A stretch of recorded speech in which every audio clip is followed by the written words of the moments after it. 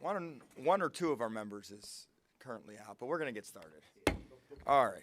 Representative Stats, if you'd like to lead us in the Pledge of Allegiance.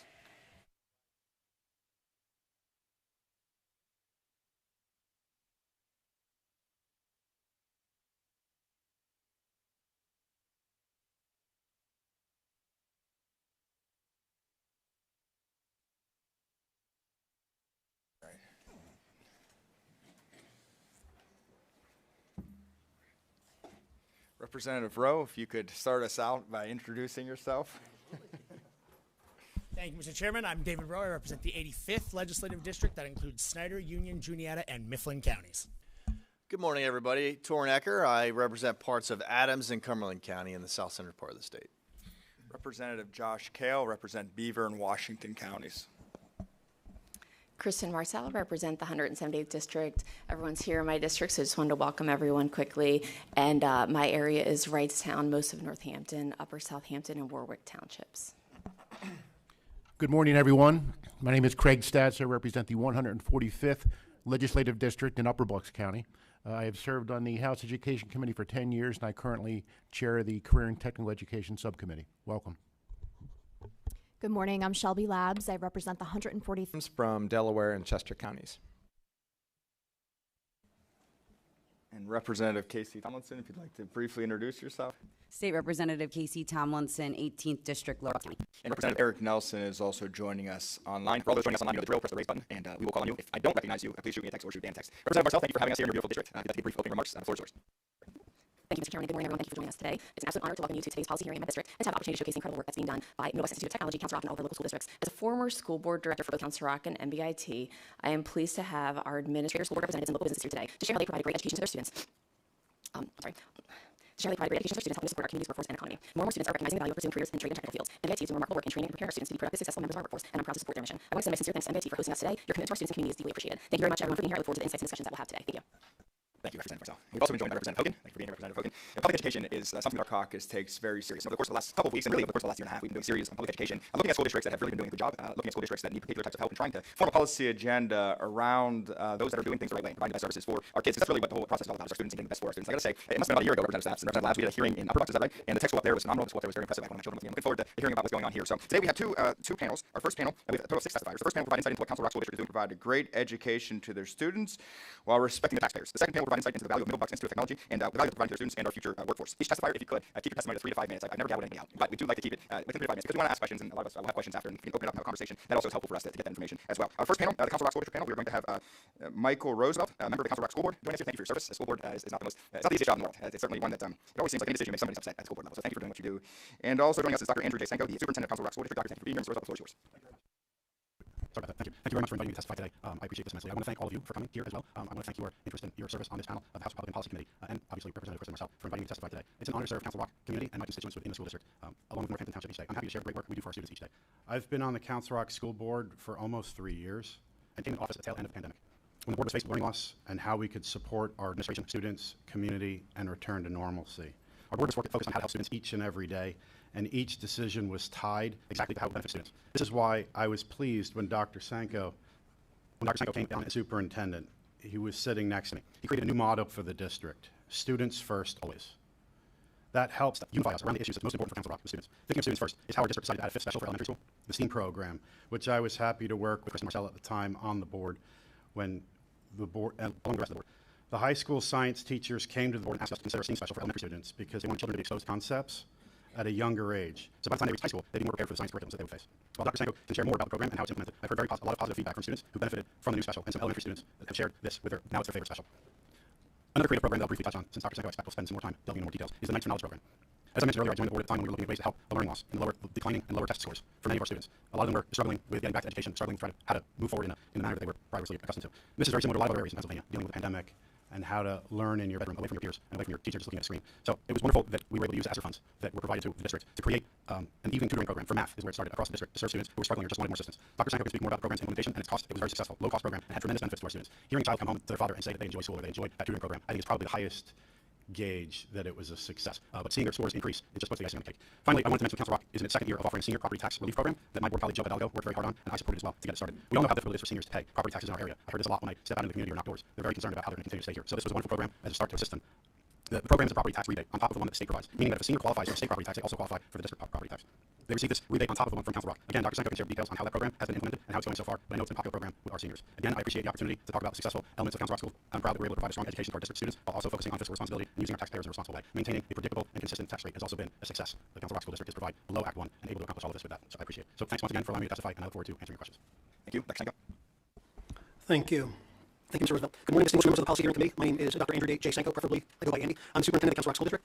Our district educates over 10,500 students each year in our 15 schools, encompassing 72 square miles of Bucks County. This September, I will begin my 36th year with Council Rock. My tenure as superintendent began in June 2022, and I'm honored to work with a dynamic community that values providing the finest education to each and every one of our students. I'd also like to thank Representative Kristen Marcel for the opportunity to share with you several successful initiatives that Council Rock has implemented. Initiatives that are reshaping the landscape of public education. Before I begin, however, let me frame these comments around the fact that our teaching and administrative staff, along with our school board, should be credited with the success of these initiatives. They are the originators of the ideas that underlie much of what you'll hear about this morning. Their vision and shared commitment to the highest possible standards in educational practice makes these initiatives possible. In Council Rock, we live by the simple ethos: students first, always. Those three words capture the essence of the educational philosophy and guide our practice. Everything we do, from our facilities department to the business office to the classroom to community outreach, is focused on putting the students first. In fact, our decisions as a district pivot around the question, what is in the best interest? Our STEAM Elementary Special and our tax and rental rebate program. The two academic programs, Nights for Knowledge and the STEAM Special, were designed to provide instructional opportunities to enhance student learning. The tax rebate program was reintroduced in conjunction with the Pennsylvania Department of Revenue to provide taxpayers some relief from property and rental taxes. These initiatives and many more undertaken by Council Rock strengthen our shared commitment to providing a strong educational foundation for our students as they prepare to eventually enter the larger world.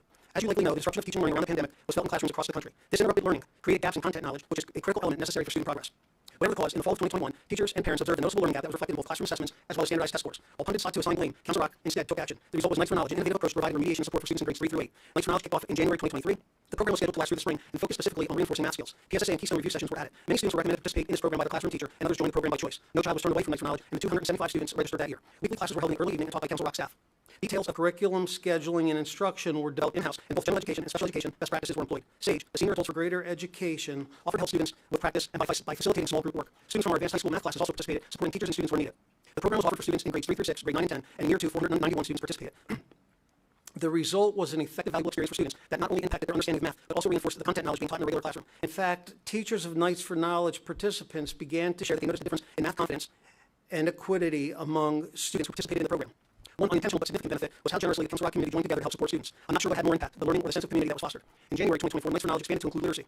Year 2 was even more successful, providing support to students in reading and math. We in Council Rock are proud that this homegrown initiative has been able to reach so many students and help them regain their strong footing in mathematics and literacy.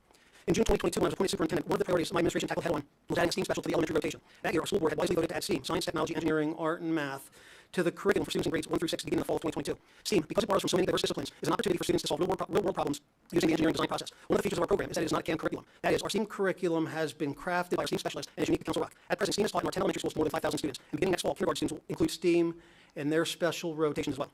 Council Rock STEAM program is standards based on not only to math, science, and art standards, but also incorporating elements of Pennsylvania SEAL standards enacted in 2022. Our students have opportunities to learn coding, fabrication, digital design, and robotics. They use hardware such as Ozobots, Spheros, Kiva Planks, Finches, and Cubeless, and software such as FabMaker, Tinkercad, and Minecraft. They are encouraged to think critically, collaborate, be creative, and persevere in finding innovative ways to achieve challenges set before them. Most importantly, the STEAM classroom is naturally adapted to every learning style imaginable. STEAM is an academic playground where minds of younger students are free to build authentic knowledge that will serve them well in the economy of the future. What I find most compelling about our STEAM program is that it naturally aligns with the technology programs of our middle schools and high schools, including MBIT. Our expectation is that in the coming years, with students having been exposed to STEAM during the elementary years, our middle and high school students will have a greater problem-solving capacity in all academic areas. We took a leap into the future with our STEAM program, and we have not looked back. Finally, Council Rock has introduced the property tax and rent rebate program, which gives qualifying taxpayers in the district relief in the form of a rebate. The program is based upon the existing Pennsylvania tax rebate program operated by the Pennsylvania Department of Revenue. The program in Pennsylvania has been in effect since 1971 and is funded by state lottery and slot machine proceeds.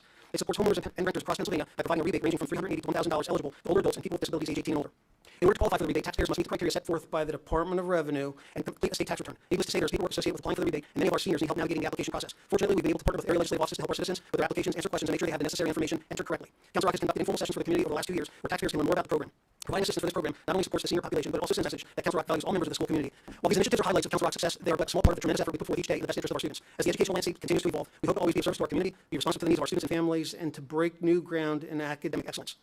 I would also like to thank Dr. Chuck Lentz, who's the superintendent of the New Hope Salisbury School District, who's not able to be with us today. He's the superintendent of record of MBIT. He's on the administrative retreat with his administrators. And I would like to thank all of you for your time, for me allowing to share some of the ways Council Rock is transforming public education while staying true to the solemn promise to keep students first always. All right, Representative Marcel. Thank you, Mr. Chairman. Thank you, Mr. Roosevelt and Dr. Senko for testifying today. I know Mr. Roosevelt has a plane to catch, and so whenever he needs to go, he should go. I wanted to Thank you. I was safe. So Dr. Secretary, I'm just kidding. And so I had a comment. One is that I think that the property tax and rebate program that Council Rock has been doing, that Joe Hidalgo helped and all the other my prior board colleagues helped to put together, is just a remarkable thing. I hope that other districts across the Commonwealth consider doing something like that. I want to thank your office because we've done a lot of joint events and trying, because people usually need help from our office to get that first form filled out, and then it's nice to be able to pass them along to Council Rock so that they can get that second rebate as part of the program. So I just want to thank you so much and thank the board for making that a priority, because I know that seniors, really, when you're talking, they really have a problem with property taxes and affording them as they're on fixed incomes later in life. So I just want to thank you and thank the board for making that a priority. And then my question is relating to the Nights for Knowledge program, which I'm aware of, obviously, from being on board then, but I was wondering a little bit about what you think are the results that you've seen from the program based on the costs that, the district is paying money for this program, but are the results that you're seeing, do you think it's worth that amount of money? And then obviously you can't use ESSER funds forever. And so, are there other also ideas that you may have for other districts of how they could potentially consider doing a program like that in the future? Maybe it's for us, maybe a grant program, maybe some things that we could do looking at, some of the education code in the future, things like that. So if you would mind sharing a little bit more about the cost and results and maybe give us some ideas for future legislation, that'd be great. Sure, thank you very much. So to your first comment about the tax rebate program, there are some other districts in Bucks County that participate, and we know based on the last 2 years we expect a higher rate of participation next year than we had last year. Regarding Nights for Knowledge, as Mr. Roosevelt said, we paid for that for the last 2 years through ESSER funds. ESSER funds have come to an end at the end of the last school year. So the cost in the first year, we built it in, and it began somewhere after January, so we really had the second half of the school year, and we had a sharp focus on math aptitude, and math test scores. And the cost of that, when we ran that, we staffed it by hiring teachers within our district. And as you heard me say, we had senior adult volunteers from our SAFE program that helped. They volunteered their time, and we had math students, high school math students. And the cost of that for that program in the first year was somewhere around $50,000 of ESSER funds that we expended doing that program. We then wanted to grow it, not just in math. We wanted to grow it by content area. So we added ELA, English and Language Arts, and we also wanted to grow the pool of students that could take advantage of it. In the first year, we did it grades 3 to 8, and we expanded it. By expanding it from just math to language arts and math, we doubled that cost. It cost us 6 figures, around $100,000 of ESSER funds to do it. Part of the difficult part was logistics, because we were asking parents to drive their kids at 6 o'clock at night to a location, and we wanted to have ease of access for parents. Another challenge was, with that time, our elementary school day for teachers ended at 4 p.m. We started at 6 p.m. So Teachers that had a distance to travel, it was hard for them to come back and help. But we found benefit in it, both qualitative and quantitative benefit in the program. I think Mr. Roosevelt summed it up most precisely and the best by saying, when a child comes home and says that they like it or they learn something, that's worth it. We did track data. Again, because it's a voluntary program, some students attended every session, some only attended a few sessions. But we looked at it as an opportunity to hone the student skill set for math and language arts, prepare them for the work that they're doing in the classroom, and review and remediate the work that they've done in the classroom. when it came to the high stake, The PSSAs, as well as the regular testing that you would do in a 4th grade or 3rd grade math curriculum. We continue to look at Nights for Knowledge, and I have to credit the people within Council Rock for coming up with that creative name for tutoring. We continue to look at it to reframe it every year. We are out of funding for it for this upcoming year, but we're looking at ways to build it and be able to attack different areas or different disciplines, and then if we can find that there's merit to that, offer it to a wider group of students, and then figure out how we would pay for it. So we do believe there's merit in it. We have seen evidence through some of those test results, but I think the biggest wow factor for us administratively and educationally is the number of students who voluntarily participated. over 2 years, we were somewhere around 700 students, and that's in a subset of our 10,500. Thank you, Aaron. It was great for him. He looked forward to. Thank you, Mr. Chairman, and thank you, Dr. Senko, for holding down the fort here on the hot seat. We've done a lot of these education policy hearings over the last couple of months, and every time I talk about this, right, I ask questions, I talk about how when we talk about education, at the end of the day, we're talking about our students, right? And the fact that you guys, as part of your mission, students first always, I think is a remarkable thing, that that's your focus. The students are there, and listen, all educators believe that, but the fact that you as a mission, as a school district, have said that out loud, I think is commendable. I'm going to turn now to the property tax rebate program, because I'm fascinated by this. I come from an area as well in South Pennsylvania where property taxes are something that are a pretty high issue in our area. And this is the time of year, obviously, where our offices hear a lot from the elderly folks that get their tax bills or school tax bills. So I'm fascinated by this program because I think it's an opportunity maybe locally for me, for my school district. These policy hearings are always great, where we can learn about what other areas of the state are doing something. And I'm fascinated by this program. So I have a few questions. I'm going to sell this to my school board back home, if possible. So this is a new program, it sounds like. When you guys were developing this or coming about this, how did you jive with the loss of revenue? How did you what is the loss of revenue from those rebates, and how did you come to that conclusion that the school could handle this?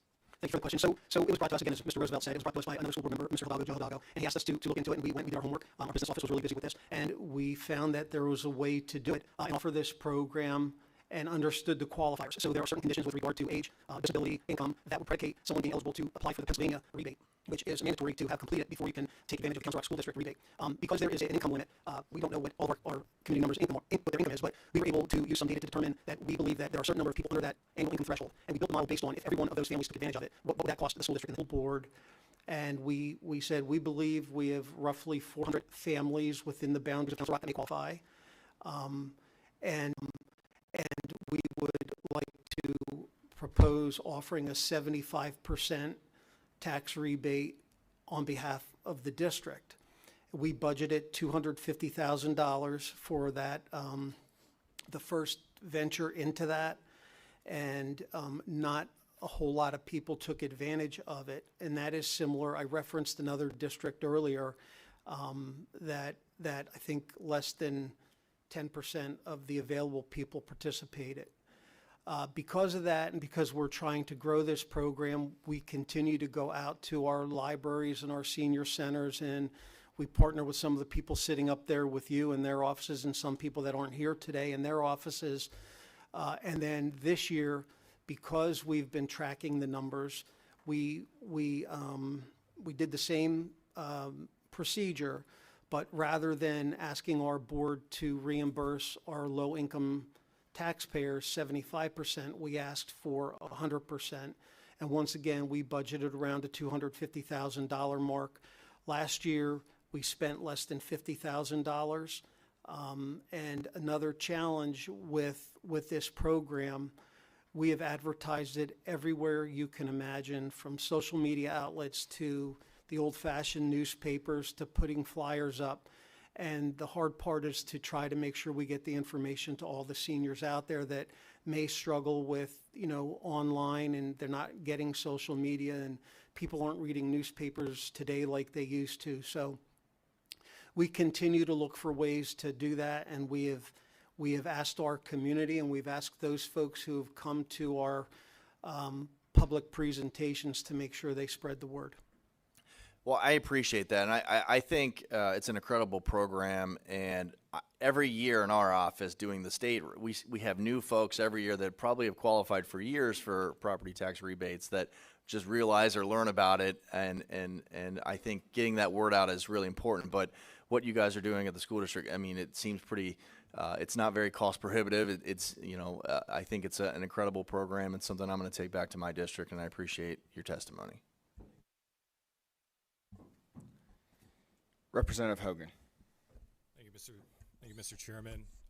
Dr. Sanko, we've had conversations. I represent a very small portion of the school district, but could you speak briefly about the impact of English as second language is having on the district and financially as well? Sure. Thank you, Mr. Hogan.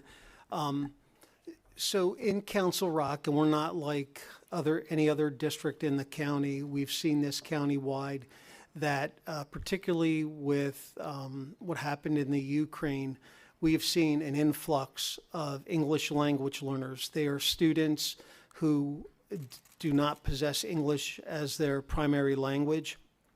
And we have an obligation as a school district to educate the kids that live underneath of our umbrella. And when students come to us who are non-English speaking or English is their second language, we have to provide them the best education we possibly can, and we're happy to do it. We saw an influx in Council Rock over the last 2 years of approximately a little bit north of 400 students who have joined us, our 10,500 students, as English language learners. Our school board has been responsive to and supportive of putting things in place so that we could help those students. Prior to this, Council Rock, we did not have a full-fledged English language department and program. Over the last 2 years, we have hired additional permanent teachers. We hired an EL coordinator, an English language coordinator. We have hired a handful, I want to say 4 or 5 assistants, English language assistants. And so when students come to us as EL learners, not only are they entitled to the curriculum, but we also have to provide opportunities to them so that we can teach them the English language.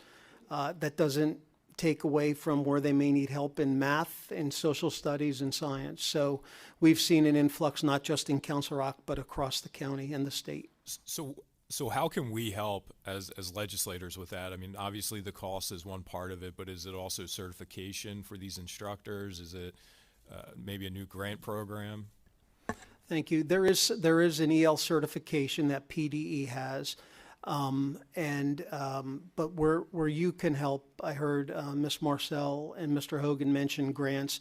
If there was an opportunity for grants to help offset that cost, in Council Rock for a full package for a new teacher, health care benefits, salary, PSERS contributions, we're knocking on the door of $80,000. I'm speaking specifically to Council Rock. the vast majority of our tax money comes from the residents of the district, from the homeowners. We don't have strip malls or car dealerships or malls. So a grant and an opportunity to help take some of that burden off of our taxpayers would be appreciated. Representative Williams. Thank you, Mr. Chairman. I want to start by thanking Representative Marcel for hosting us up here. She has been an absolute thought leader when it comes to education issues. I love it when new members come to our caucus who have a background there, because they become truly the inspiration behind some of these ideas. And Chairman Kale, like Representative Rowe, I'm one of the frequent travelers for your policy committee hearings, and part of the reason that I do that is I always learn something. And today I have 2 brand new ideas that I intend to take back to my school districts. And in fact, I was literally just texting my team saying we need to have a forum right now on property tax rebates so that we can start helping people realize that they have this opportunity. My question is about your Knights for Knowledge, because this is the one that's like really got my attention. And I want to tell you just a small quick story about the experience in my family. We had, at the time of the 2020 lockdown, one college student who was sent home with COVID, living in the basement until she recovered, and with me, getting all of her supplies at the top of the stairs so that she wouldn't have contact with the family. A senior in high school, a 7th grader just basically in the middle school, and a 5th grader. The person who I didn't really worry about was the 5th grader until much later. His experience with the lockdown, with 2 professional parents who each had a role in the pandemic in the corporate sector and in the government sector, was that his 5th grade teacher would come on at 8 o'clock in the morning, hand out assignments for 20 minutes, and then school was over. And he was left in the middle of our workday, in the middle of our school day, to fend for himself, and he just didn't do anything. We eventually got him caught up every weekend when mom and dad could give him some help. What we weren't realizing in the moment was none of that content was going in, because there became like this 40 to 50% expectation that if he just does something, it'll be good enough. That was the rest of his 5th grade experience. Checks into middle school, and now suddenly he's behind. The good news is he's now going in 10th grade. He accepted the fact that he needed tutoring help, and he did it by way of this. He's a race car driver, and in our house, his ability to continue racing cars is tied to his having an A in math. So he has, number one, an incentive, and he felt stigmatized at first by having to go get tutoring to get that A in math. He was a constant C to low B student. And then he found somebody that he dearly loved, and now he looks forward to going to his tutoring session every week, and he's a high A math guy as a result. I think it's because of incentive and because of after-school help. So I'm very intrigued by this, but here's my substantive question about it as I take this back home to Garnet Valley. Do you think that this is going to be an ongoing need for those kids who are at that true learning deficit in, say, 4th to 6th grade, or are we coming to a point of diminishing return? If I were to start this program now and continue it out for 3 more years until those classes graduate, are we getting to a point where they're caught up, or do you think it's going to linger? First, I think your son is a very good math student, right? It's too early for us to tell that answer. I think I would answer it by saying there is no substitute for good teaching and learning. And face-to-face teaching and learning. And every student is unique and different, and everybody has a different learning style. So anytime you can offer tutoring or remediation or enrichment, somebody's going to benefit from it. We have seen in Council Rock, in recent test scores, that our students are starting to rebound by way of performance numbers as compared to what happened during the shutdown. I'm a little hesitant to say we're there yet, but we are watching that closely, and we're tracking. We do believe there's enough merit in this program that, as I said earlier, we're still investigating it into this upcoming year, and we've also talked, maybe taking another spin on it by way of offering, rather than third grade math, test taking skills, study skills, test prep. We're not sure where we're going to go with it. So to answer your question, I can't give you a good answer if it's diminishing returns or not, but we are watching it closely, and we feel relatively good and satisfied that we're seeing some of our, particularly the high stakes testing numbers, are rebounding to what they were pre-COVID. Yeah, I definitely agree with the sentiment that no extra learning is wasted, right? And you know, my children teach me more than I often teach them, or at least I can still learn from them. And last year, one of Cole's classmates came up to him and said, "I don't get it. You were like in the middle of the pack in honors math, and now you're like leading the way. What changed?" And he goes, "I hate to be the one to break it to you, but you have to work hard at it." And he literally said it to him just like that. He's like, "I work much harder than I ever have at math, and now I'm enjoying it." And that statement that he repeated to me, that he said to one of his friends, taught me something, which is maybe we don't have a learning deficit, maybe we untaught work ethic. And I think some of these kids are having to relearn how much work has to go into school to be good at it. And we adults call it learning how to school. I think they forgot how to school because we untaught them because they got days off for about 6 months. Thank you so much. I'm definitely taking these ideas home. All right. Any other questions before I ask a question? We then move on to the second panel. Dr. Sanko, thank you for being here. Thank you for your testimony. Representative Marcel, thank you for your leadership on these issues. I second what Representative Williams said. It is nice to have people that have a background in truly understanding the inside outs of education or any field that they might come from. Dr. Sanko, I have a number of children, and I recognize that I have eight children, and I recognize that that the way they learn is different, and each kid is going to be going at different routes. So when you talked about STEAM programs in the technology school, that type of thing intrigues me, because I know at least one of my kids I could see now is geared towards that type of mindset, maybe an engineering mindset, maybe just a builder, architect, something like that. He likes being outside, he likes building things, he learns differently, he thinks differently. I'm curious, when I was in high school 20 years ago, this summer, it's 20 years, when I was in high school, there were really two options that my guidance counselor gave me. It was go to the military or go to college.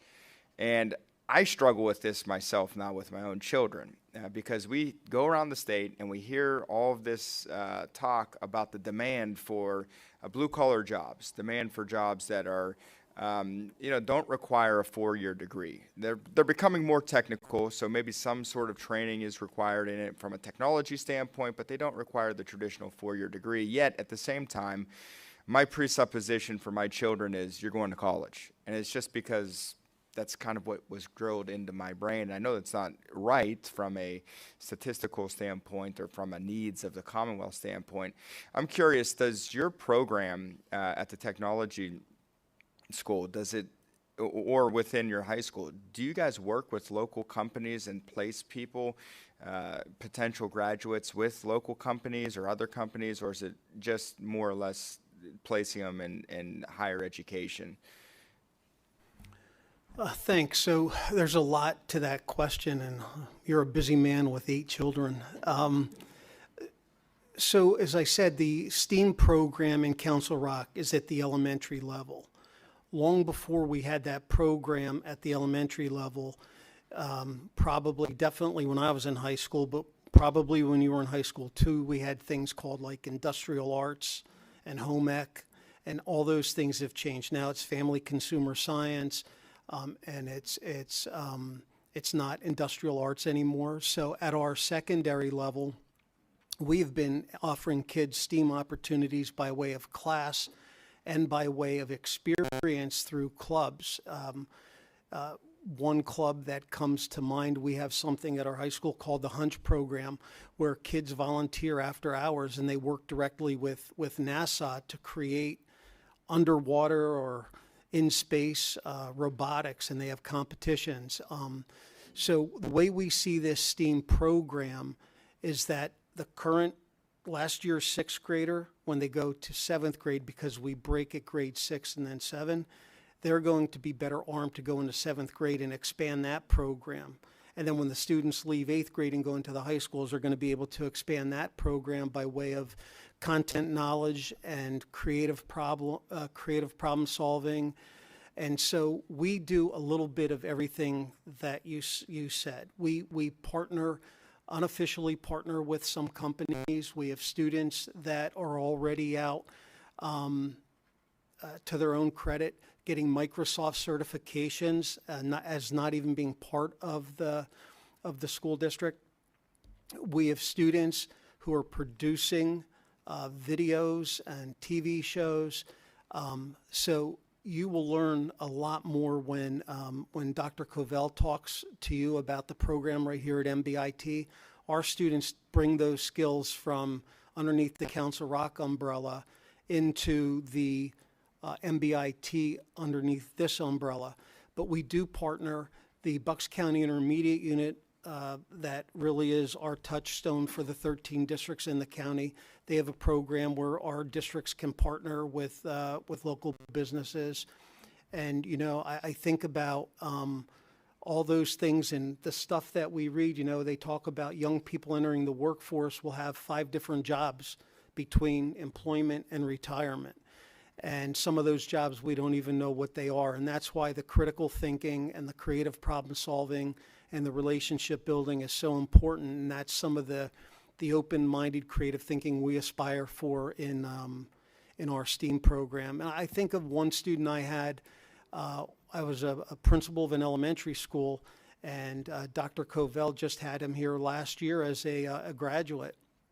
And he was a builder, he was a tinkerer, he was all those things.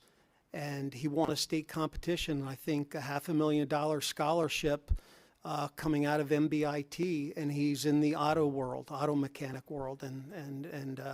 So yes, those opportunities are there, and it's our job as the educators to do our best to match those students up with their interests. Thank you. Doctor, thank you for your testimony today. And if there's no further question, you may take a seat or head out or do whatever you need to do. Thank you. Thank you. Thank you for having me. Yep. Our second panel, the Middle Bucks Institute of Technology panel. If you all would come up to the table here, and we will get your name plaques ready, and we'll go from there. See you there, Greg. Thanks for being here.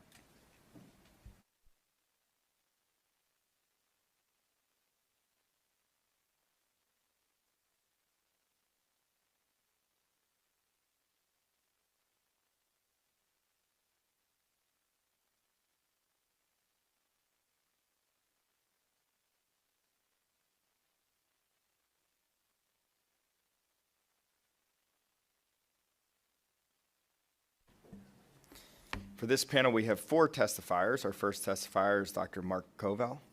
Doctor, thank you for being here. The Director of Middle Bucks Institute of Technology, Bob Hickey, the President of Middle Bucks Institute of Technology, Executive Council, and we have Thomas McCullough. I hope I pronounced that correctly. The MBIT, Middle Bucks Institute of Technology graduate and local business owner. And we have Carla Zapetek. Sorry if I Zapodic. I'm sorry, Zapodic. My staff tried even coaching me on that, and I think I do it on purpose now, but Zapodic, thank you for being here. Executive Vice President, the Home Builders Association. Doctor, the floor is yours. 3 to 5 minutes if possible, but then we'll ask questions. Thank you. My staff shudders when I am in front of a microphone. There's never been a microphone I didn't enjoy, so You should run for office. We'll do the best that we can. Thank you very much for inviting me to speak about the importance of career and technical education. First, welcome to Middle Bucks Institute of Technology. It is an honor to host today's House Policy hearing, and we are excited to share our experiences and facilities with you to help inform education and CTE policy in our Commonwealth. Middlebucks Institute of Technology prepares today's students for tomorrow's emerging technologies and provides students with the competitive edge needed for employment in a global marketplace and success in post-secondary education. We are a school of choice designed for students seeking to enhance their educational program with highly relevant career and technical experience connected directly to the real world of business and industry. Over 400 business and industry advisors annually review and update our school's educational program, and the MBIT experience provides students with a blend of classroom theory, technical applications, and in state-of-the-art laboratories and off-campus work-based experiences. Students learn and apply core academic areas, including literacy, numeracy, science, communications, and technology in a way that has personal meaning and career relevance. The educational program here at MBIT is organized around 5 broad career pathways and offers 21 state-approved career pathway programs. More than 900 students attend the daytime program, and we also serve more than 500 adults who are enrolled in evening education programs, as well as customized industry training programs. The staff consists of approximately 35 professional educators and 30 support personnel. Instruction is individualized, self-paced, and highly personalized. Second, we all appreciate the legislature's support for career and technical education.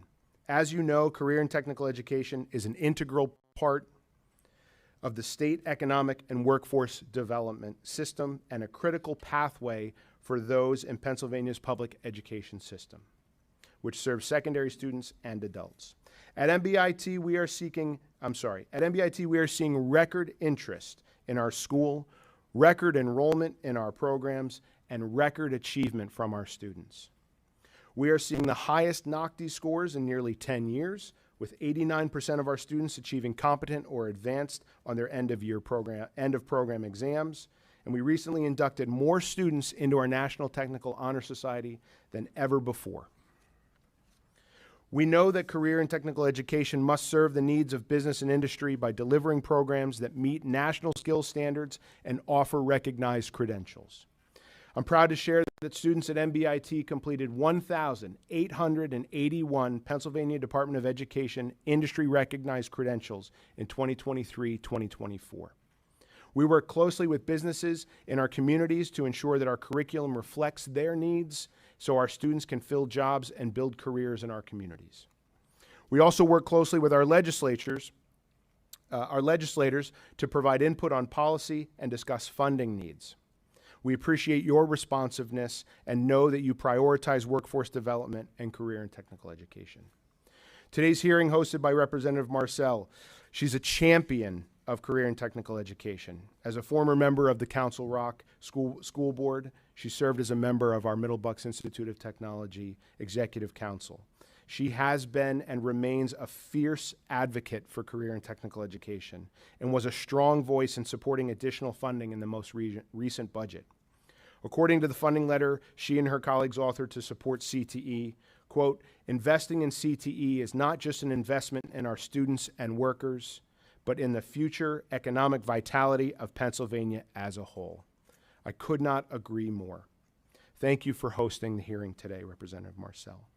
The most recent budget provides significant investments in career and technical education, including a $12.7 million increase for the CTE subsidy, boosting it to $144 million, a $5 million increase in career and technical education equipment grants, ensuring state-of-the-art resources for CTE programs, and a 19% boost in apprenticeship funding.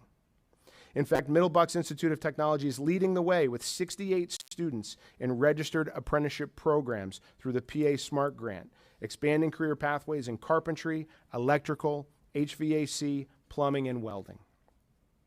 With the new funding allocation, we are looking to work with our partners in workforce development to continue to expand this opportunity to more programs and to more students. Beyond funding, the budget required that the data used to calculate the career and technical education funding be fixed on June 1st each year. This change gives career and technical education centers, or CTCs, greater predictability over their budgets and aligns with the CTE funding formula with the special education and basic education funding formulas. Although it was part of the budget, it was also introduced as standalone legislation and supported by many members of the Policy Committee and wider caucus. Candidly, this is a huge impact on our school and allows predictability in our budgets, and we thank you very much for passing that legislation. We appreciate your time, attention, and support of our schools, students, and faculty. Finally, we want to work closely with you to build the strongest workforce in the country right here in Pennsylvania.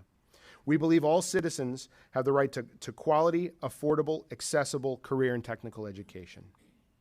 This means that our schools need more funding through the CTE subsidy, especially as career and technical education becomes a more attractive pathway for students and learners throughout our Commonwealth. Additionally, we need to ensure that our schools' equipment is state-of-the-art. Technology is constantly changing, and if we want our students to be prepared for their careers in their fields, we must ensure that they work on the tools that our businesses use now and will use in the future. Simply, we need to make sure that the equipment grant line is fully funded.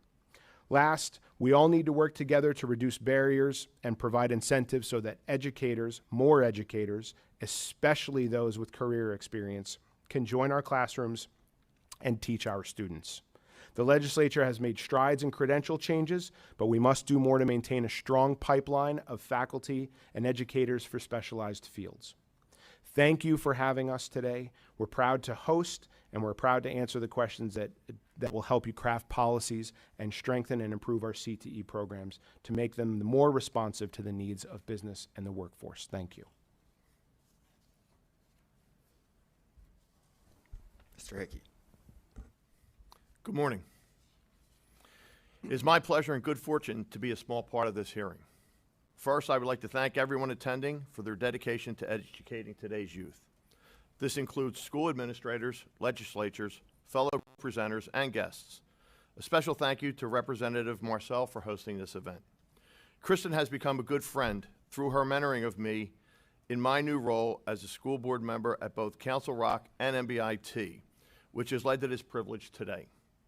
My name is Bob Hickey, and I am a member of the Council Rock School District and MBIT Executive Council.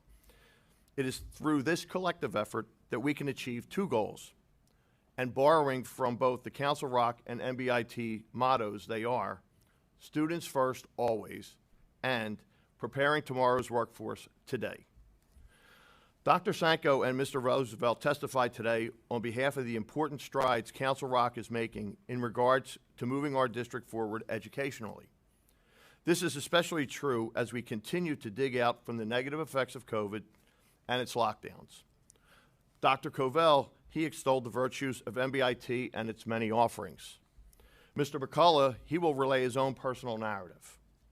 My testimony is my perspective on the evolution of education in my adult lifetime and the need for balance in both academic and career technical education, from which I will refer to simply as CTE. When I grew up in Philadelphia, I attended Father Judge High School. It was, and still is, a well-respected academics-based school. Kids who attended CTE at the Swenson Skill Center were few and far between. And I believe that program was primarily designed for those interested in automotive technology. As a matter of fact, I don't believe I knew anyone who attended. After getting married and having a family of my own, circumstances gave me the opportunity to move to Bucks County.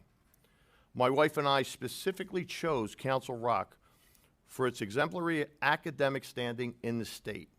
Parents still move to the district today for the same reason. CTE was viewed over the years as a negative for kids who didn't fit in, for students who struggled academically, for those with little direction, or for those with IEPs. More of an afterthought than an alternative. If your child did not go to college, something was amiss. Even our high schools are ranked by some metrics that include what percentage of graduates go to college. But over the course of the last decade or so, something happened. Colleges became less and less affordable to the average family. Some parents and students discovered that the tools they needed to succeed were not even being taught in college. Others quickly found out that the wages earned for a college education were not in line with the cost of a degree. college debt was skyrocketing. In the meantime, demand for skilled workers, plumbers, electricians, carpenters, and welders, to name a few, workers who could use both their hands and their heads, was exploding. In today's society, with many double-income parents, quality outside daycare has become a necessity. Today, MBIT offers a program to address this. Jobs for health professionals like dental hygienists and certified nursing assistants abound. And with the everyday technological advances, careers like graphic arts, computer technology, cybersecurity, and web design are needed more than ever. This just scratches the surface. And to top it off, these are well-paying careers, not just jobs. Slowly but surely, and also thankfully, the stigma of career technical education is being erased. Applications are at an all-time high. Attendance is through the roof. One of the biggest obstacles today at MBIT is we are turning away deserving students. We have neither the manpower nor the space to serve our students adequately. Presently, we are in the final stages of completing a state-of-the-art welding facility that costs north of $1 million. This will double the amount of our student population in one of our most popular programs. Dr. Covell and his staff are constantly seeking cost-effective ways to expand and stay current with the ever-changing landscape. And this is not unique to MBIT. Even my old high school, known primarily for its strong academics, is investing money into a technology and welding center. I attended college. My 10 siblings attended college. My 8 children attended college. With that history, I still firmly believe that college is not for everyone. Conversely, everyone is not good with their hands. Each person needs to discover that skill set which will lead to a productive career.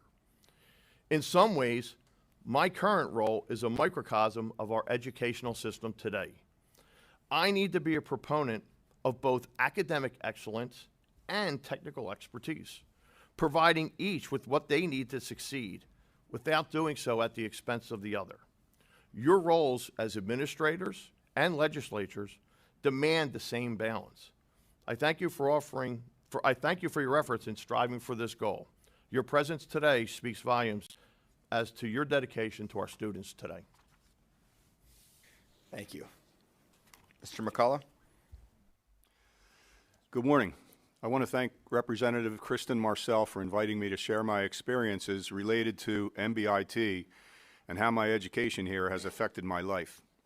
50 years ago, while I was just entering high school, it became obvious to me that attending a 4-year college was not going to be an option. My father had just ventured out on his own, starting a new distribution business, and as is common for small business startups, it was a struggle.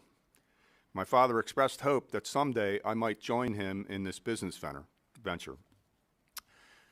I met with a guidance counselor, and he suggested looking into Middle Bucks Vocational Technical School, as it was known back then.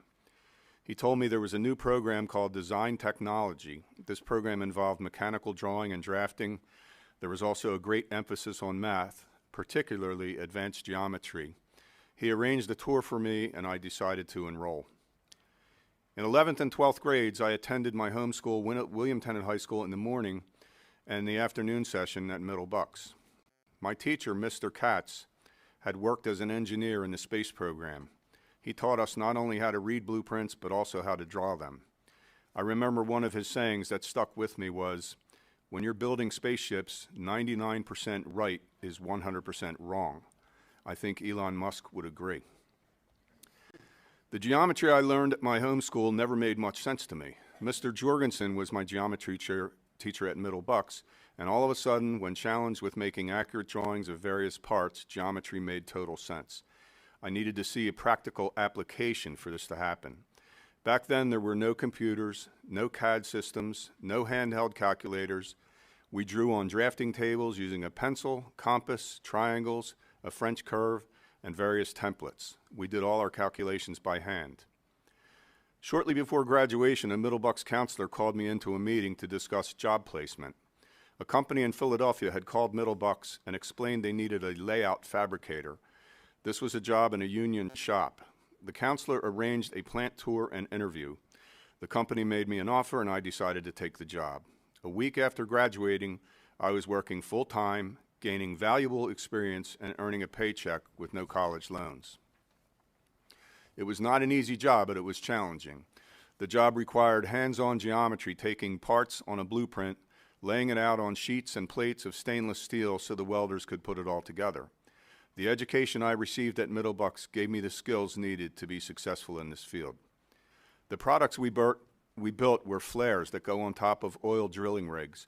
When we shipped a flare to be mounted 300 feet up in the air over the North Sea, it better fit.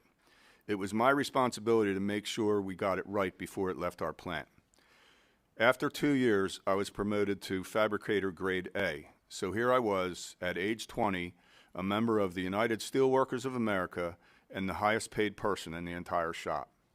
I stayed in this job for about 3 years. When it became apparent that the union was going to strike, I took another layout job for higher pay closer to home. In 1981, I went to work in my father's business. We sold carbide cutting tools, bandsaw blades and machines, grinding wheels, and a full assortment of related accessories. In 1999, my father retired and I purchased the company. We have a wide variety of customers, and it still amazes me that we supply tools that make everything from medical parts to coins at the U.S. Mint to propellers for the United States Navy nuclear submarines. My job today sometimes requires me to interpret a customer's part drawing and figure out what method and tooling will best do the job. I still utilize the skills learned at Middlebucks and have never regretted, even for 1 minute, my decision to go to school here. I now have 2 of my children in the business and will soon be passing the torch to them. Deciding on a career or course of study is a big decision. I believe far too many high school students decide to attend a 4-year college without considering a vocational education.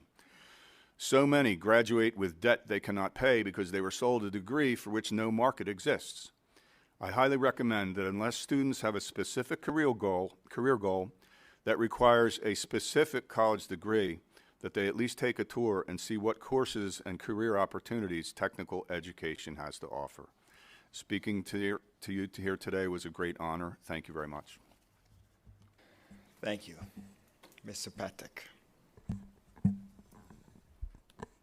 Good afternoon. Thank you for having me. It's a privilege to be here to discuss the advancement of career and technical education programs, and especially to Representative Marcel for thinking of me to share my experiences.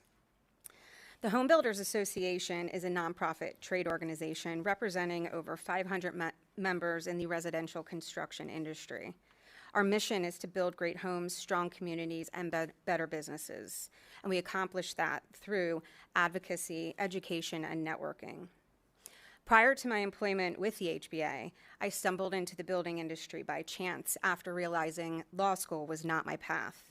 So I took a job selling building products. This path led me to help run our family-owned construction company as a local custom builder in southeastern PA for 10 plus years. Now to the present day, where I now run the Home Builders Association. We're the largest state association in Pennsylvania and have received national recognition for a quest to develop a skilled workforce to address the construction industry's labor shortage. The HBA is affiliated with the National Association of Home Builders, and our student chapter was formed through that affiliation. Middlebucks Institute of Technology is a student chapter member, and they were featured in that national recognition, where we hosted nearly 300 students from the construction clusters at our first career fair on Construction Day. The need for more skilled construction labor is a significant obstacle to expanding home construction, improving housing inventory, and making homes more affordable. Sustainable inflation relies on the advancement of labor productivity, worker training, labor recruitment, and housing price growth reductions. The residential construction labor force plays a critical role in attaining the economic and social policy objectives by providing affordable housing, which helps alleviate the inflation in the housing sector. To tackle the nation's housing shortage, an estimated 1.5 million homes needs to be built during the second half of this decade. And that is where we need additional skilled workers. Some key findings are in the downturn from construction of 2023 post-pandemic to 2024, there was a decrease in the amount of construction workers. To build homes, we need 723,000 workers per year in our industry, and currently we have 400,000 jobs open. Average hourly wages in overall construction industry have increased by about 5% over the last year, with the average wage levels exceeding national private sector averages. Women make up a growing share of the construction employment, reaching 10.9% back in 2022, which has gone down a slight amount since then, where it was its highest at 2021. These numbers reflect a growing need for labor, particularly in the home building industry, as we recover from the weakness that began in 2022 due to the tightening monetary policy. Not only are we facing a challenge of skilled labor shortage, but we are also facing a shortage of the CTE teachers. Several factors contribute to this decline. Higher enrollment rates for students in the CTE programs courses result in a higher demand for more teachers. Education programs have been eliminated and/or limited for someone to transition from the industry into teaching at a CTE school. There is limited funding that many would need to afford these courses, leaving most paying out of pocket. With the collaboration of our state legislators, we aim to explore alternative methods for individuals to obtain their teaching licenses more efficiently in Pennsylvania. Prospective teachers should be able to demonstrate their qualifications through occupational testing, professional certification, or work experience. We need to create more incentives to recruit industry professionals into the classroom, both in professional development and salary. Our organization manages several committees and councils that advocate for fair and smart housing legislation, charitable initiatives, mentoring women in the trades, and cultivating the future workforce. Our Workforce Development Council, in partnership with our student chapter members, has developed programs to tackle these challenges. These initiatives aim to provide students with direct access to internships, co-op programs, apprenticeships, and job opportunities, allowing them to develop leadership skills and gain insight into their chosen careers. Some of the programs that we have developed, which are not limited to, are Careers in Construction Day and career fairs, professional development days where we offer resume building and interview skills with these students in these programs, in-class instruction sessions for hands-on experiences with our members, and course curriculum certification through the Pennsylvania Builders Association. In addition to these efforts, we fundraise to provide student achievement awards and scholarships to deserving students who participate in our student chapter. These funds can be used to advance each student's career in construction, whether it's to buy new tools or to pay for continuing education. With more funding opportunities, a goal we strive toward is to provide monetary awards to the teachers in the classrooms, pursuing professional development as well as their students. I thank you all for this time and the opportunity to share our positive experiences working with our local career and technical schools, specifically Middle Bucks. We appreciate your ongoing support and willingness to listen. Representative Marcel. Thank you, Mr. Chairman, and thank you so much for all of you testifying today. I really appreciate all of the work that you're doing and all the experiences that you were able to share with us. So it's very interesting. There are a couple thoughts that came together while you were all speaking and testifying. So the motto of MBIT is preparing tomorrow's workforce today. And I think just from serving on the MBIT board and now being a state legislator that MBIT and all of the tech schools in Bucks County and probably throughout the state, there are a number of tech schools that are doing a wonderful job. I don't know, Mark didn't have a chance to share this in his testimony, but he actually has T-shirts that say "Support the Trades" for MBIT. I'm very happy that I now, have one.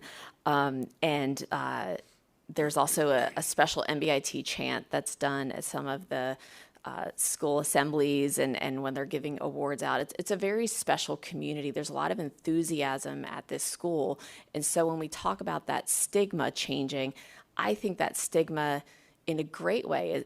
It's changing, maybe there's a little bit more we can do there, but the schools and the communities are really embracing career and technical education, which is a wonderful thing for our workforce because, as we've been mentioning, the workforce needs for the future, we're not going to meet them if we can't keep up in Pennsylvania.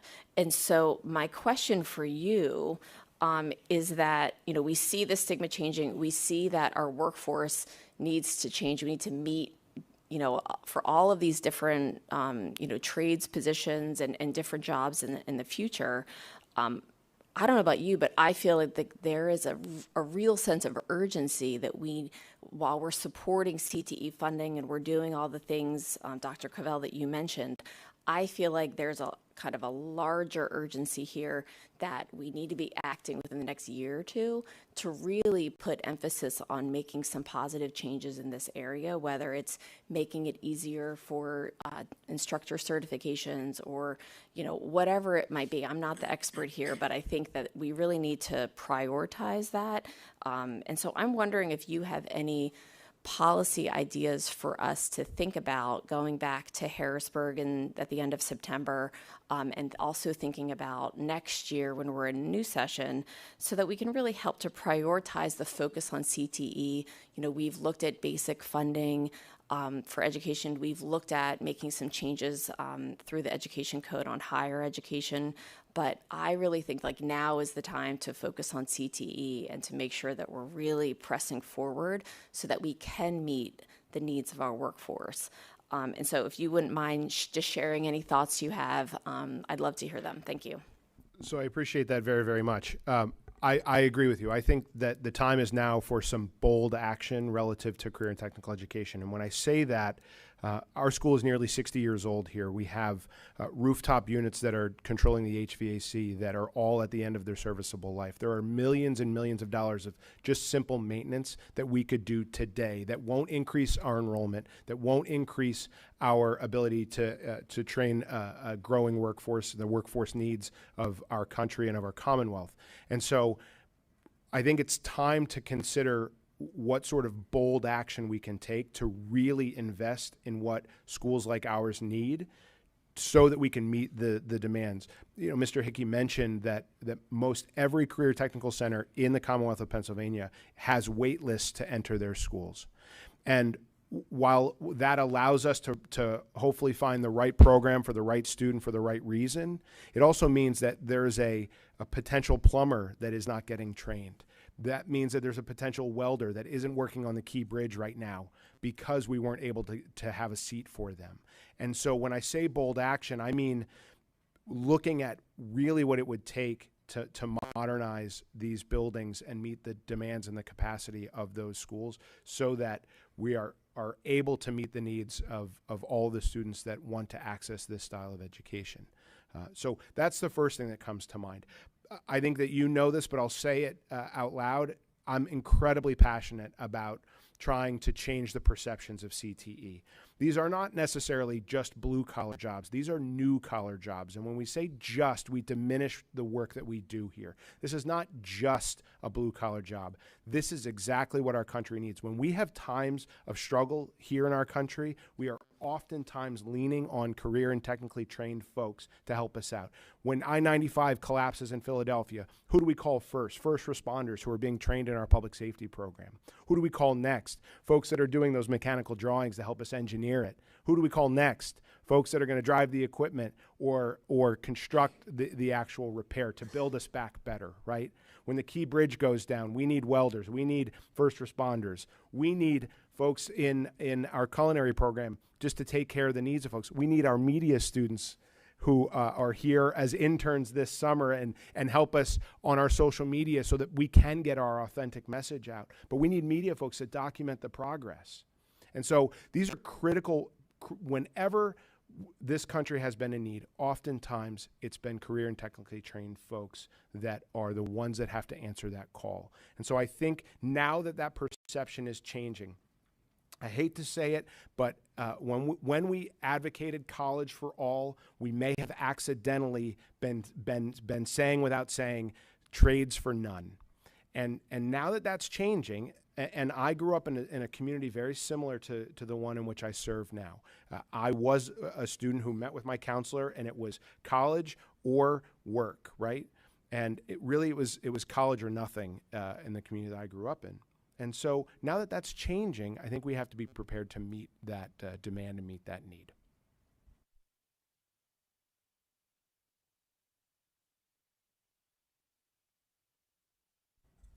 Yeah, just a couple. I don't know specifically what can be done, although someone did mention maybe one of the things that can be done is, for example, there aren't enough teachers and there isn't enough infrastructure for this, but maybe to get more teachers, not necessarily to cut corners, but there's so many hurdles that someone who is in the field now making $50 and $60 an hour, you know, to come into the teaching part of it, they have to go to school for 2 and 3 years just to get their certifications, not to train, but to teach. And I don't know how you can cut through the red tape, because like I said, you don't want to shortchange the kids on what they need to do. You know, you need to have the right people in the classrooms training these kids. So there are certain hurdles you have to, but what are those hurdles? Can you cut down the process instead of it taking 2 years? Is there any way for it to take a year? Is there grants that are maybe for workers who are interested in teaching? Maybe there's grants available for those teachers where at least they don't have to pay for the cost of their college education or their certifications in order to teach. What to do about, you know, the infrastructure? I don't really know. You know, we talk about, oh, well, maybe we could knock out this wall here and build back. I mean, I know we did some innovative things here to make some expansions. Hey, this room can be repurposed. You know, maybe this program doesn't work anymore and maybe we should pivot to doing something else. But what happened was it kind of exploded very quickly and there wasn't a whole lot of time to prepare. I don't know of any quick solutions, but, you know, maybe there's a way to cut through, you know, as you know, governmentally and educationally, there is a lot of red tape that possibly we can at least streamline the process or offer some incentives to those workers in order to teach the programs that we need.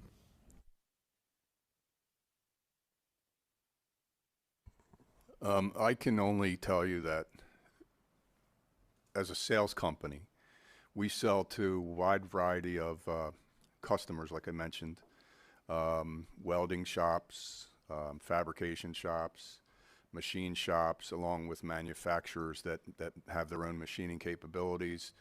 And it's almost every day one of them asks me if I know anybody that's looking for a job because they can't find qualified help. There is definitely a shortage of people in industry.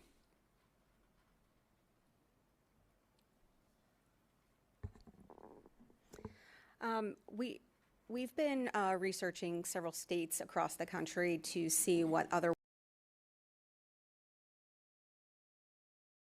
has a phenomenal program that they're modeling and now bringing it to Rhode Island. In our journey, we've been researching what some of these states have been doing, and one of their biggest things is remaining flexible with the certification process for these teachers to transition, and they're coming from a much larger salary at one point to maybe taking a significant pay decrease. So the flexibility there for a teacher to become certified in a less than 6-year period to be able to transition into that, remaining flexible will be a good benefit to all. But I do think some states definitely have some model programs that we can look into a little further to see what they're doing as far as professional development for everyone transitioning into the teaching industry.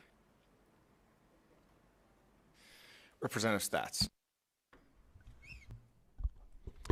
Thank you, Chairman Kell, and thank you, Representative Marcel, for hosting today's hearing. Thank you for your time, and thank you for your testimony. Everyone up there has talked about the high demand for CTE programs. And Dr. Cavell, you had mentioned the wait list that many schools do have. I know we had 170 students last year on the wait list. So I guess my question is, what do we do to address that? The school districts that I represent, Henridge, Quakertown, Palisades, they're creating demand. Bucks County Community College is creating some trade programs to help address that as well. What are some things that you might be doing here? So first things first, we're expanding programs when and where we can. And I just want to mention, though, that that's a double-edged sword because you can't just infinitely expand programs and not think about what it takes to support those programs. So that may mean more school counselors here to support the students in their transition after high school. That may mean more folks in your business office who will need to take on the demand of more purchasing. So it's broader than just hiring a teacher and having a space for them. But I will say that we're doubling the capacity of our welding program. So what we do here is we look at where we have consistent demand that we're not able to meet. So in our case right now, it's welding, followed by electrical, followed by some of the health occupations. And so systematically, and trying to do so in a way that it does not cause our budget to explode, because we have to be mindful of the cost of these things, we try to systematically roll out those program expansions. And so it's incremental growth in those areas.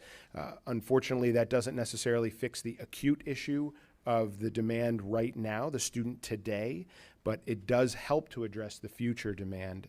And that's how we've addressed it here so far.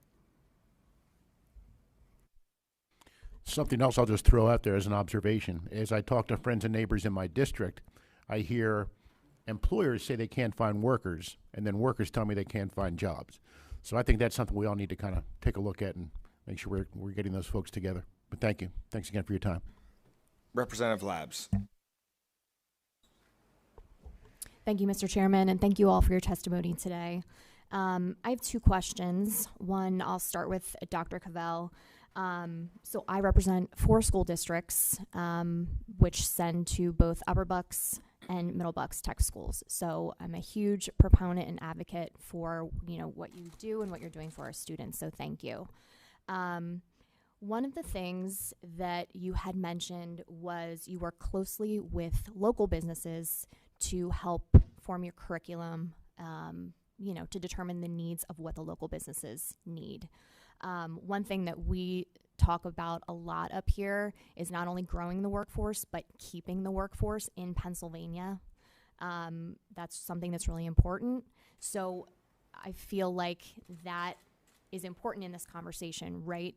Determining the needs of our community and formulating your curriculum around that. So what are those needs? And do they, match with your high demand courses that students are looking into? If that makes sense.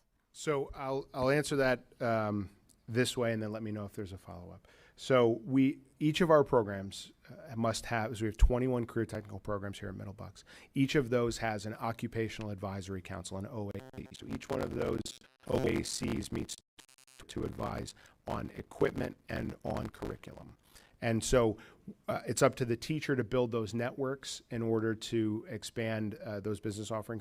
Because of the allocation timeline that I spoke about in my testimony, we weren't sure until later in the year how much we were going to be allocated. So we started our year with a faculty meeting to say, if you have an equipment need, you have to let us know, because we're hearing that it's being funded more robustly, and we want to be able to meet the needs of your programs with this new funding. So the funding comes in at $200 million. Of OAC-approved equipment requests in my 21 career technical programs here, the ask was over $1 million.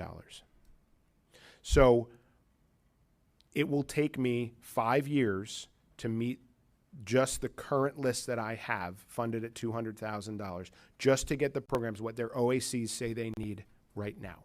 And in those 5 years, we all know what's going to happen. Businesses and industries are going to evolve, and their needs are going to change. And so that's the carrot we're always chasing, or the burden we're always trying to meet, which is making sure that we are preparing our students for tomorrow and today. And if they're saying that those needs in equipment are this $1 million of equipment, I can only meet the $200,000 need that we have.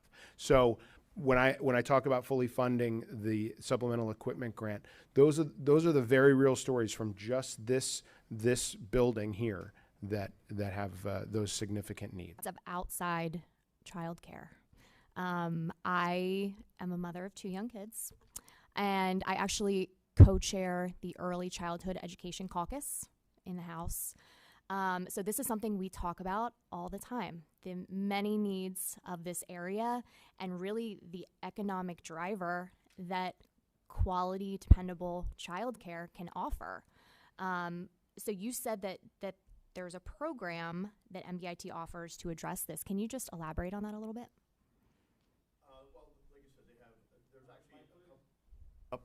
Excuse me. Thank you.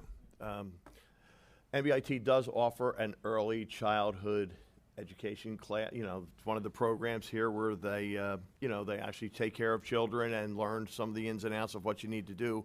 Also, it's not really in conjunction, but we have a partner here, Little Bucks, that is actually a daycare for kids, that the parents pay a fee. They come in, they drop off their children, they pick them up, and, it's a reasonable fee that's, they have to apply for it and you have to get accepted to it. And, our students can help service that as well as a professional staff that they have. But that's only, like I said, one of the that's I don't want to say a smaller program because they're all important, but it is something that they're training high school students to become proficient in that so that when they graduate that they can work for these other daycare centers and at least have the experience, the hands-on experience, to be able to take care of your children and anybody else's children that need to be. And it's an unfortunate situation where we do have double income families. You try your best maybe to try to avoid it, but in some cases it's not avoidable any longer. And I mean, even in Council Rock, when we talked about we just converted to full day kindergarten, and one of the big drivers, if you asked parents, was the need for that extra daycare, for their children, aside from the educational advantages that it may offer. When you ask parents, it was like, well, you know what, half-day kindergarten is just killing me because I work. How do I pick up my child, and how do you do that? So, like I said, we have a smaller program. It could probably be expanded as well, but there's only so much room and so much space that you can do this. But we do offer at least an elementary program where they can get the experience to even find out if they are interested in a career like that, because it doesn't necessarily lead to a career in taking care of children. It might lead to a career like, I want to be an early childhood education teacher or something along those lines. Not everybody who comes to these schools, they don't just go out into the workforce. Many other students, they do go on to either community college or four-year colleges. It's just another avenue. It's an opportunity for kids to get experience, to find out that maybe what they want to do with the rest of their life, because most 18, 19-year-old kids, they don't know what they want to do with the rest of their life, and rightfully so. Yeah, absolutely. Thank you. It's a step, so thanks. Representative Tomlinson. Thank you all so much for your testimony. As we all know, funding's always an issue. We all work very, very hard as legislators to bring back as much as we possibly can for our districts. And I know that you guys mentioned earlier that you connect with local businesses and hopefully are able to set up students with jobs. But do you also connect with them to see if they can contribute or donate things to the school? Like I know in the tech school nearest my district, they talked about how difficult it was that now that the car industry is changing, they have all these old cars that kids can learn on, but now that there's electric cars, they have students that need to learn how to work on electric.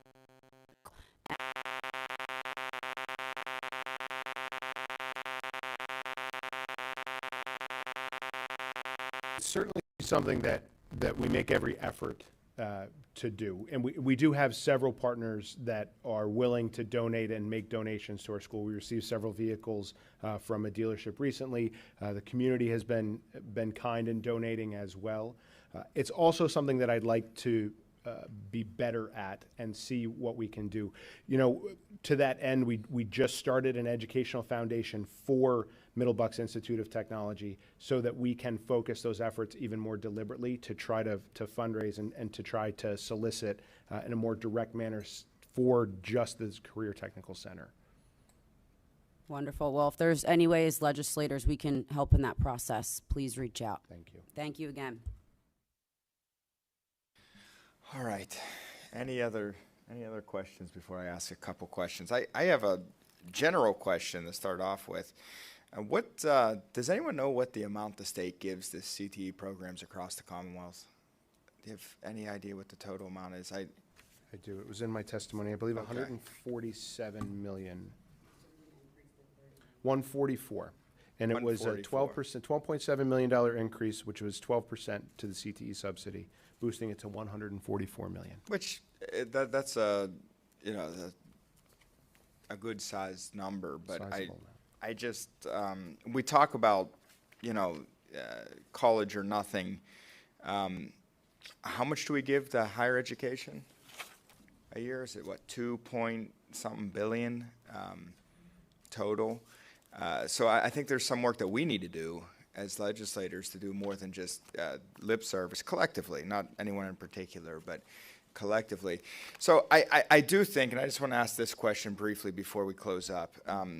One of the problems, we hear all the time that there's a shortage of people, there's a shortage of workforce, at the same time there's a shortage of housing, which is an interesting dilemma to have. Me and Mr. Hickey are doing the best we can with developing our own workforce at home. And so, but I wonder, we have traveled a lot around the Commonwealth, and we've talked a lot about education. One of the things that I really can't quite get my head around and put my thumb on is how we measure success in education. And I'm wondering if how we are measuring success with K through 12 is driving more people to go to college, because we're not looking at the long-term impacts of education. We're looking at, whether it's standardized testing, where you just, teach to the test, teach to the test, teach to the test. How does that encourage people to go to places that are necessary? So my question is how can we measure success in a way that actually meets the needs of the Commonwealth? Because I think ultimately that needs to be the goal, right? Is that we are training kids in relevant industries so that they can have fruitful lives and prosper and do well within their communities. Because if you train somebody in something that's irrelevant, I don't care how well they do on a test, once they get into the workforce, they're not going to be adding any value, and therefore they're going to struggle to prosper within their own fields. I guess my question is, how do we measure success, and how can we do that better? Because I think if we started measuring success better, that would direct educators to train kids in things that are needed. So I'm curious what your thoughts are on that.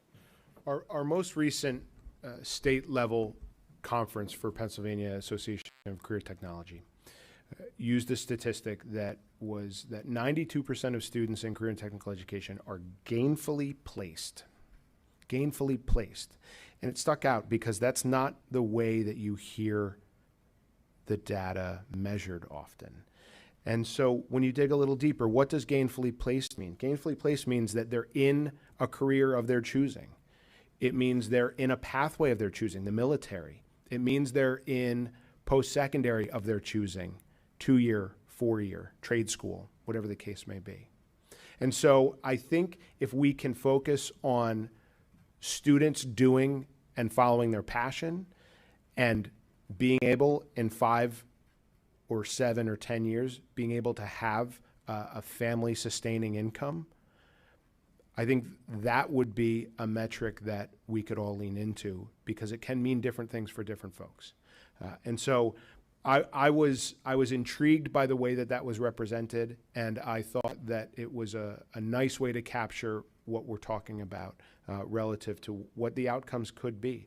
We've got 21 programs here, but that's not 21 jobs that are available to these students. That's 21,000 jobs that are available to these students. So many different pathways, like we've heard here, whether it's as Mr. McCullough mentioned, or all of the pathways. When Carla brings her HBA here for a job fair, it's incredible what the construction cluster encompasses. And just that moment where the students can see what's out there as an option. It's not just building a home. It's so much more than that, and our students get exposed to all of those different careers. So hopefully that answers your question. Is that gainfully placed immediately after graduation, or a year after, or? That's immediately after graduation. So that'd be a senior level survey. Yeah, and I'd like to start seeing us, to say, use certain types of metrics to, make decisions we're making on funding like that instead of the other more standardized things that I really don't think have worked. But all right, thank you all very, very much for yes, sir, Mr. Hickey. I just want to add that you're judging the success of both education and CTE based on 18 and 19-year-old kids. You don't know if you're really a success or successful until you're an adult. I would like to talk to all these kids when they're 30. Are they productive members of society? What are they doing? Are they like Dr. Covell said, are they following the career that they initially chose in their lifetime? Dr. Sanko referenced that most kids when they graduate will go through like five jobs. Mr. McCullough and we probably had 2 at most, maybe 3 if we were lucky. It's a whole different world. But the success of a student isn't when he's 19 years old. Like, I always bring this analogy up, like you all do your rankings of how good we are, in our state rankings as a high school. And I always say this. I said, if every one of kids that graduated from Council Rock joined the military, you know what our state ranking would be as far as a high school would be? It'd be in the toilet. But yet, what a great service if every one of our students joined the military in some way, shape, or form. We should be here, not here. So you're trying to judge. I would say, if I were you, trying to look for some data, find out what these kids are doing when they're 25 years old. Find out what they're doing when they're 30 years old. Did they go to college to become a sociology major, and now they're working in in retail somewhere? Certain jobs you need that education for. If you want to be in the health sciences, you want to be a doctor or something like that, you need to go to college, med school, whatever. And the same is with CTE. Like, if you have a kid who went to tech school and became an electrician, is he still an electrician 30 years from now? He might be an electrician, but he might be like Mr. McCullough, who now owns his own business and is success. That's a success. Not just necessarily what you did when you're 18 years old. So if you want to try to find out data, I would try to find out data from your 30-year-old kids. Hey, what are you doing with your life now? Do you have a job? Do you have a career? Is what you're doing now what you thought you were going to be doing when you're 18 years old? And how that translates, as opposed to asking these kids who, most of them, like I said, they don't really even know what they may want to do with their life, specifically. They don't know at 18 years old. Did any of you at 18 years old really know what you wanted to do? Look at all of you now. You are all in government. I'm sure when you were 18 years old, you didn't say, gee, I'm going to be in government. No, you wanted to be lawyers or business person or doctors or whatever else you do with your life, Does it make you a failure that you're sitting up here? No, I don't. Sure hope not, But like I said, we're all adults, and we're trying to get information from kids. And kids today are a lot different from the kid that I was at 18 and Mr. McCullough, because we're a lot older than you guys. It's a whole different world. The way the kids are growing up now, I feel my kids are all grown. I'm sure you look a lot younger than I do. It's going to be a lot harder for you to raise your 8 kids and put them through school or whatever that they want to do and get them on there than it was for me. And like I said, kids today are not the same kids of 20 years ago. They need to be coddled more. You have these, everybody has the cell phones that are working. The pandemic wrecked kids, and the effects of that it's still going on, and it's going to take years and years and years to get these kids back to even where they were, let alone to where they need to be. So that's just my thoughts. Yeah, and I agree with your assessment on looking in 10 years later. Collecting the data is a little bit more of a challenge in that regard, but I do think that ultimately would be the metric. All right, so for closing remarks, I'm going to hand it back over to Representative Marcel. Thank you, Mr. Chairman. I wanted to just thank everyone for participating today. First of all, I wanted to thank the policy committee staff for setting this hearing up and being so helpful, and for MBIT hosting us today. It was really nice to be back here. And actually, before I finish the rest of my closing remarks, is there a tour that we might be able to take afterwards? Happy to walk around the building Okay. for sure. So if anyone would like to, I don't believe the entire building is available, but there are some special areas that MBIT is more than happy to show you around. It's a great facility. So thank you to Mark, and thank you for taking us around for the tour as well. I wanted to thank my committee members for the policy committee and all the members that came out here. I know sometimes it's really hard to make the time for these hearings, but I think that all of the testifiers provided really great ideas for us and great perspectives that we can take back to Harrisburg. When we're there in September, I already have some bill ideas. I'm sure my staff is not happy to hear that. But, but I just really appreciate, because hearing from the community, hearing from our districts, hearing from businesses, we collectively all are trying to solve these problems together. And a lot of times it's hard to get to those solutions for policies without hearing from all of you. So I just wanted to thank you so much for your time today. Thank you, Mr. Chairman. Thank you, Representative. It's always good to be in Bucks County. One of the things that I've always noticed when I come to Bucks County is that the representatives here, you guys all stick together, and you all come and you support each other and you advocate together, which makes you a very, very effective block in Harrisburg to represent the interests of you folks and others in the region. So you're very fortunate to have these representatives here. And so thank you, Representative Marcel, for being here. Thank you to the testifiers. I thought this was very informative. I appreciate the discussion. This is something that's ongoing, that we will be working on these issues immediately and then also long term. So your input is very much appreciated. And there's a lot of things that we're going to try and mimic around the state.